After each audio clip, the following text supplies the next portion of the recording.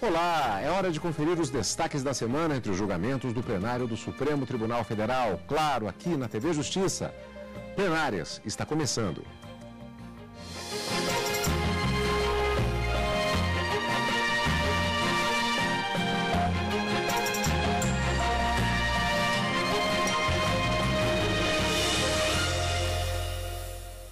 Com a cobertura completa das sessões dos dias 4 e 5 de março de 2015. Karina, uma semana que foi atípica na medida que nós, na verdade, tivemos 2 dias de sessões, mas, na verdade, foram, podemos dizer assim, 3 sessões, porque tivemos a sessão da quarta, uma sessão extraordinária na manhã da quinta-feira e a sessão que normalmente acontece na tarde da quinta-feira. Muita expectativa em relação a diversos processos. Tem muita coisa para falar hoje, né?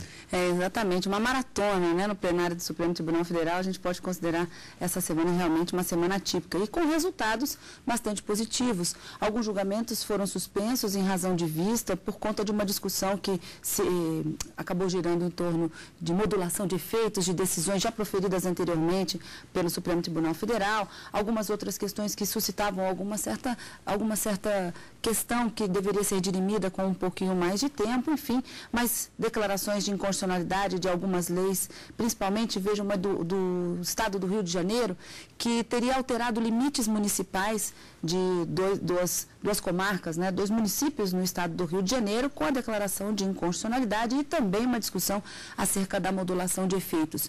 A proibição da queima da palha da cana-de-açúcar, feita por uma lei municipal de Paulínia, um município do estado de São Paulo, foi declarada inconstitucional, não porque não se pode proibir a queima da palha da cana ou a utilização de fogo, mas porque essa é uma medida que já vem sendo disciplinada tanto pelo Código Florestal e pela Constituição do estado de São Paulo e que não pode haver uma proibição de forma abrupta, mas sim gradativa, dentro de um planejamento, assim decidiu o ministro Luiz Fux.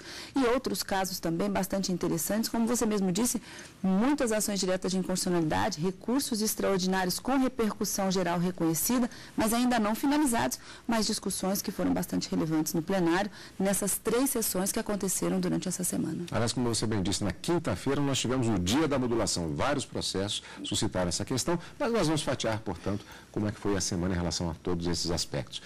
Supremo Tribunal Federal, na sessão da quarta-feira, entendeu que José Genuíno, condenado na ação penal 470, já cumpriu os requisitos para extinção da pena.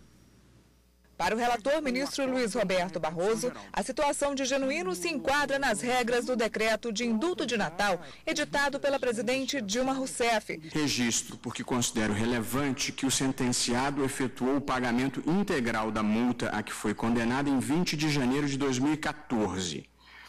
Em 25 de junho de 2014, o tribunal, por maioria, acompanhou o meu voto no sentido de negar a conversão do regime semiaberto em prisão domiciliar humanitária.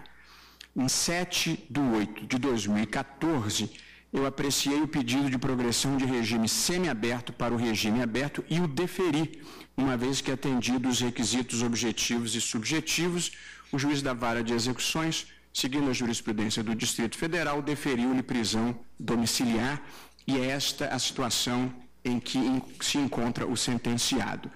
Já agora, a excelentíssima senhora Presidenta da República editou o decreto 8.380 de 2014, pelo qual concedeu indulto natalino e comutação de penas numa fórmula padrão que anualmente o Poder Executivo edita desde longa data.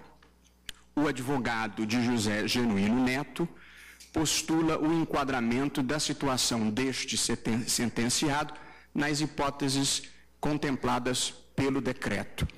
Determinei fosse ouvido o senhor Procurador-Geral da República, que entendeu que a hipótese era de incidência do decreto de indulto, porque o sentenciado se ajustava aos requisitos objetivos e subjetivos daquela hipótese e manifestou-se favoravelmente. E é neste sentido, presidente, que eu estou decidindo.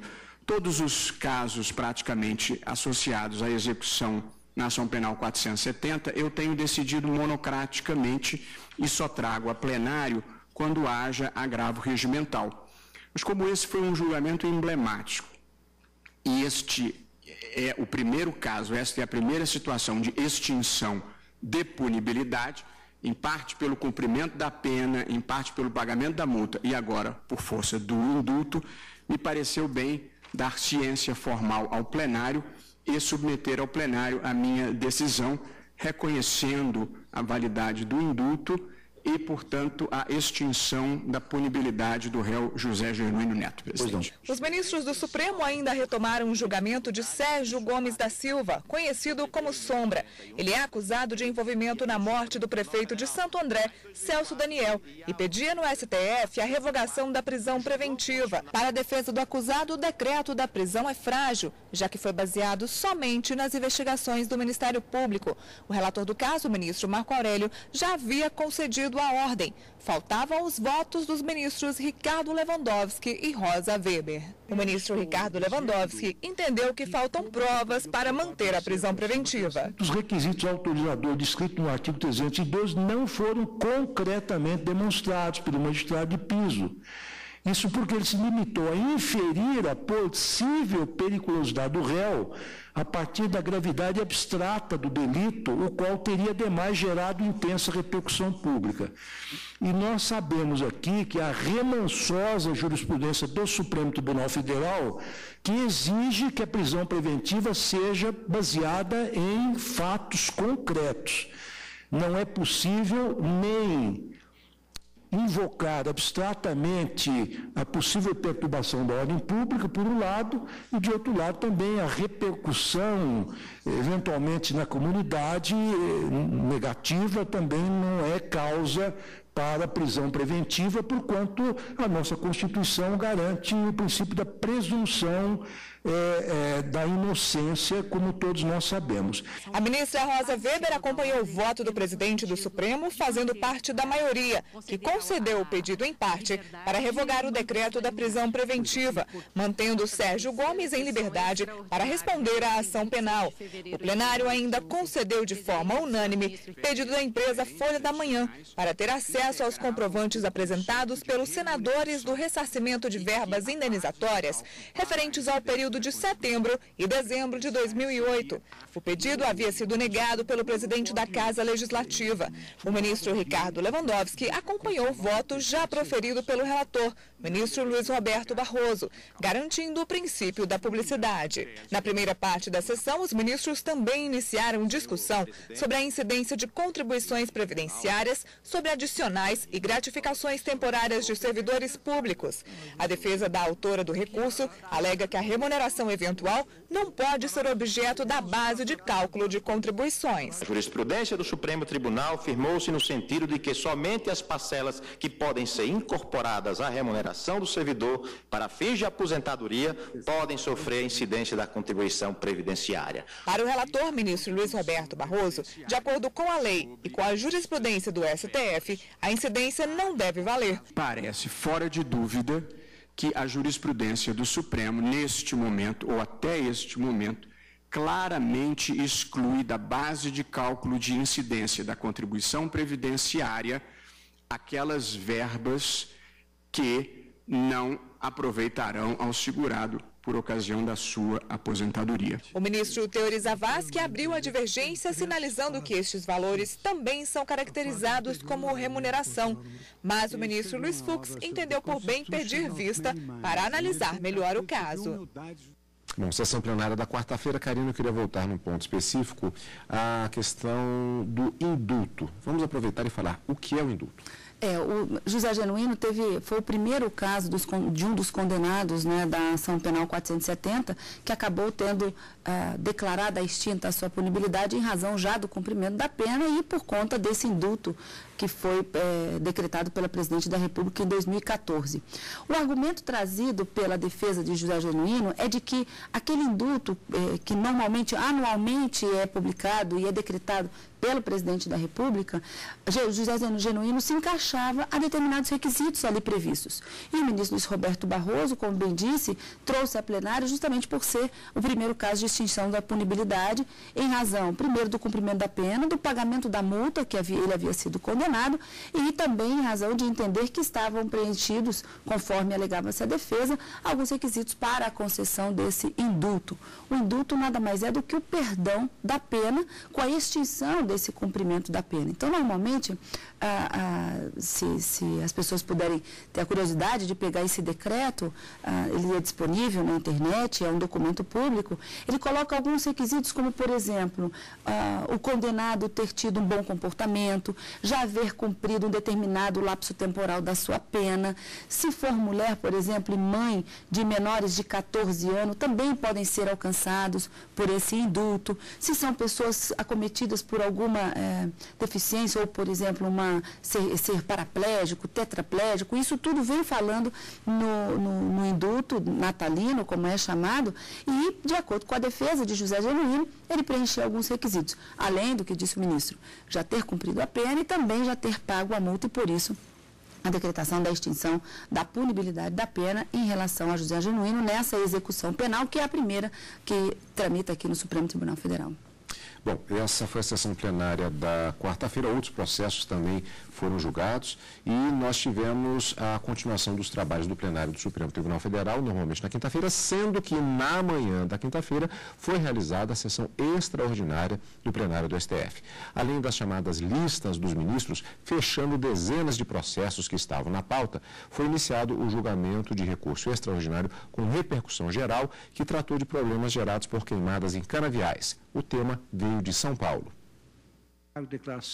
Uma lei do município de Paulínia, no interior de São Paulo, proíbe a queima da palha da cana-de-açúcar e o uso de fogo em atividades agrícolas. O Tribunal de Justiça de São Paulo já havia se pronunciado sobre o caso. Entendeu que a lei é constitucional, já que leva em conta o interesse local do município para legislar sobre o meio ambiente. Mas o Estado de São Paulo e os sindicatos da indústria do açúcar e da fabricação do álcool questionaram a decisão. Como o Estado tem no canavial plantado 90% em terras mecanizáveis, 90% nessa safra passada de 14 e 15 já deixou de ser queimada. O relator considerou a lei do município de Paulínia inconstitucional. A solução do município ela é absolutamente contrária ao planejamento federal, já se choca objetivamente e também não passa essa lei pelo controle da sua razoabilidade. Como já antecipado o ministro vota, uma sensível e importantíssima distinção entre a proibição contida na norma e a eliminação progressiva prevista na lei estadual, mas é indubitável que as duas normas tratam do mesmo tema, que é a queima de açúcar para a sua colheita. Ambos os diplomas legislativos têm o fito de resolver a mesma necessidade social, que é a manutenção de um meio ambiente equilibrado e, portanto, deve utilizar-se o mesmo raciocínio em face da ausência de lei federal genérica prévia à edição de lei estadual que regulamente determinada matéria, hipótese esta, em que se suspende a eficácia da lei estadual no que contrariar a norma geral federal.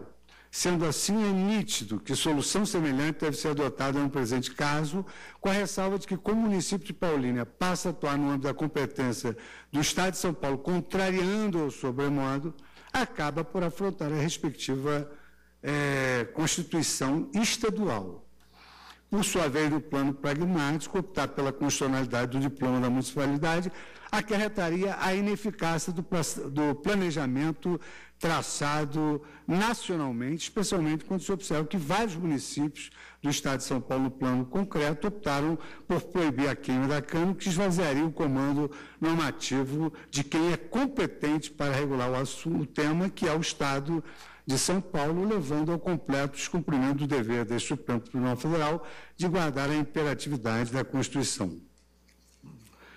Destarte a partir, agora já terminando, destarte a partir da análise René Sevatier, a infinidade de normas jurídicas que seriam endossadas sobre o tema em nome de um inexistente interesse local, gerariam uma desvalorização legal, ocorrendo, em verdade, um reforço da chamada inflação legislativa, impedindo a aplicação de um direito positivo de maneira eficaz e pacífica, já que o caráter complementar excepcional se subverteria como regra de ampla aplicação.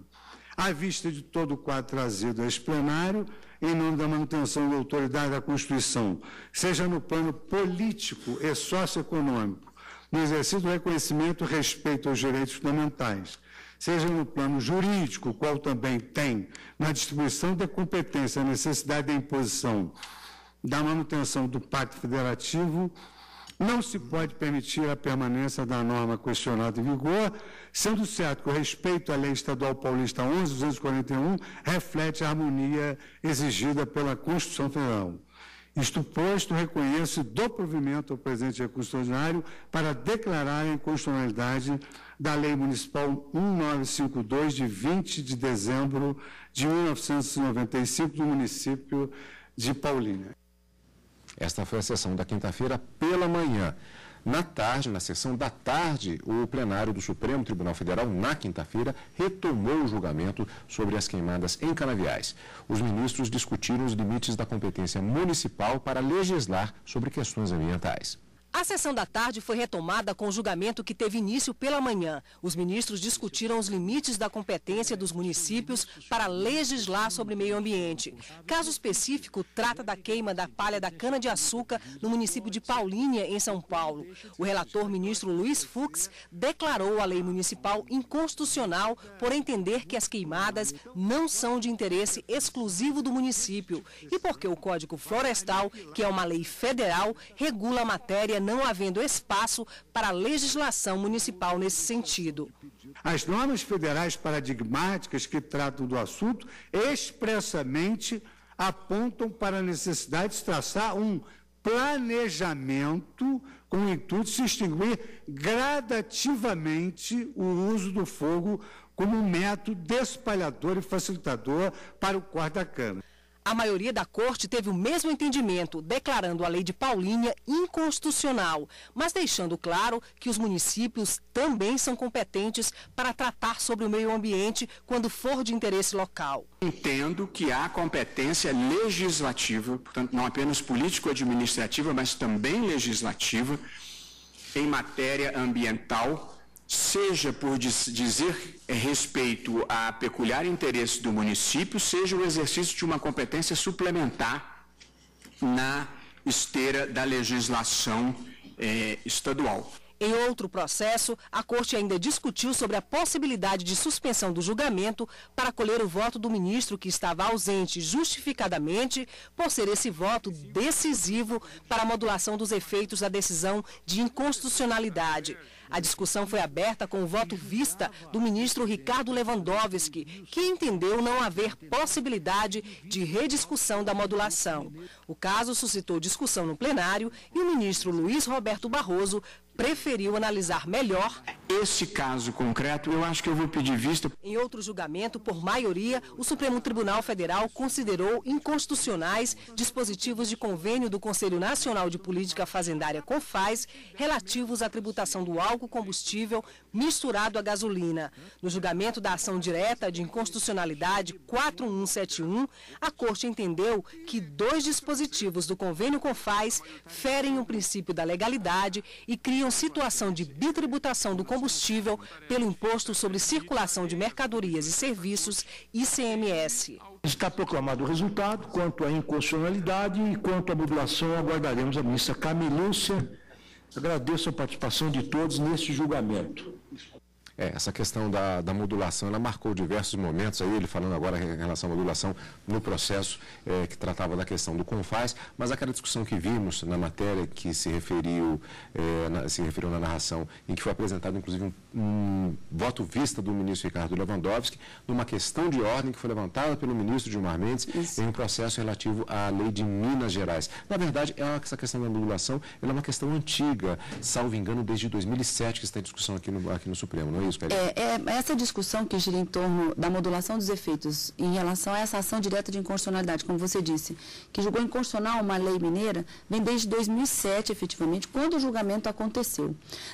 Naquela ocasião, o ministro Eros Grau, ele estava ausente da sessão e para modular os efeitos da inconstitucionalidade que foi declarada, porque envolvia a efetivação de servidores públicos no estado de Minas, eram necessários 8 votos favoráveis à modulação. E na sessão contava apenas com 10 ministros e 3 teriam votado contrário e 7 teriam ficado vencidos em razão do número 8 que seriam necessários. Então, o ministro Eros Grau faria toda a diferença, poderia decidir sobre essa modulação de efeitos caso ele estivesse presente. Mas a ministra Ellen Grace, à época, declarou a inconstitucionalidade da lei sem a modulação dos efeitos. Na sessão seguinte, o ministro Gilmar Mendes, em uma questão de ordem, sugeriu que o julgamento fosse dado continuidade para a modulação dos efeitos e para que fosse colhido o voto do ministro Eros Grau. E aí foi então quando o ministro Ricardo Lewandowski pediu vista para poder analisar se essa possibilidade existiria ou não. A questão não foi resolvida ainda na sessão de ontem, porque o ministro Luiz Roberto Barroso pediu vista também em razão da grande discussão.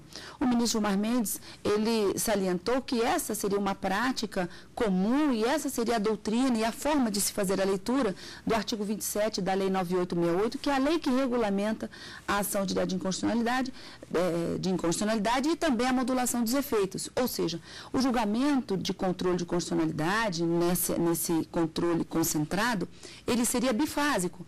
No primeiro momento, analisa-se ou não se há inconstitucionalidade ou a constitucionalidade da lei, e no segundo momento, entendendo que existem razões de segurança jurídica para que se modulem os efeitos, passa-se à segunda fase, portanto, da modulação. Então, para o ministro Gilmar Mendes, o julgamento ainda não estava encerrado, porque ainda poderia se colher o voto do ministro Eros Grau ausente e, portanto, decidir-se a segunda fase desse controle. Mas a questão foi bastante discutida na sessão de quinta-feira à tarde, mas não ainda solucionada, porque o ministro Luiz Roberto Barroso ainda deve proferir o seu voto. E a modulação de efeitos ainda foi discutida, mas não foi a discussão principal, numa outra ação direta de inconstitucionalidade, que também foi julgada na quinta-feira, envolvendo 2 leis do Estado do Rio de Janeiro. Uma que teria criado o município de Macuco, de 1995, e uma outra lei de 1999 que teria alterado os limites territoriais entre o município de Macuco e Cantagalo.